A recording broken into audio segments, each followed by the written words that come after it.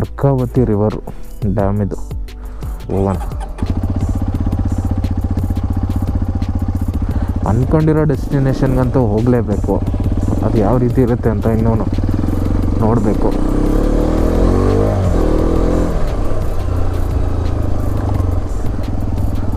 May be. ಓಹೋ ನೋಡುಗರು, ಏನು ಸಕ್ಕತ್ತಾಗಿದೆ ಜಾಗ ಮಾತ್ರ.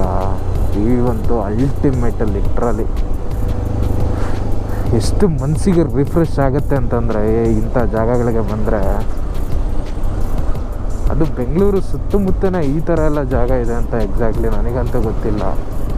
ಸೊ ಇನ್ನು ಆ ಒಂದು ಜಾಗ ನನಗೇನು ಅಷ್ಟು ಎಕ್ಸೈಟಾಗಿ ಏನು ಅನ್ನಿಸ್ತಾ ಇಲ್ಲ, ಬಟ್ ಹೋಗಬೇಕು, ನೋಡೋಣ.